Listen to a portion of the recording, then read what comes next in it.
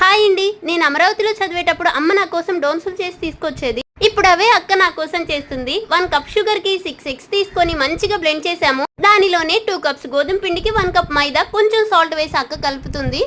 నేను చెల్లి ఏం అడిగినా చిటికలో చేయడానికైతే మా అక్క రెడీగా ఉంటుందండి. 5 యాలకులు తీసుకొని కొంచెం ఆయిల్ పోసి మొత్తం చపాతీ పిండిలా కలిపేసింది. అక్కకు హెల్ప్ చేద్దామని నేను కూడా వచ్చేసాను. పిండిని తీసుకొని కొంచెం మందంగా తాల్చి దానిని ఇలా రౌండ్ షేప్స్ లో కట్ చేసింది. మన ఆయుధాలు ఇవేనండి, water bottle cap and glass. వాటితోనే ఈ షేప్స్ అన్ని చేసుకున్నాము. ఇక్కడ మిన్ను చూస్తుంటే నాకు ఏదో సర్జరీ చేస్తున్నట్లే అనిపిస్తుందండి.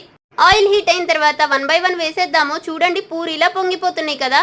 సాఫ్ట్ గా ఉండే టేస్టీ డోన్సులు రెడీ అయిపోయాయి. పిల్లలైతే ఎంజాయ్ చేస్తున్నారండి. మీ అందరికి నేను అక్క హార్ట్ఫుల్ గా థ్యాంక్స్ చెప్తున్నామండి. అక్క దుబాయ్ నుంచి వచ్చిన వీడియోకి 3 లాక్ వ్యూస్ వచ్చాయి.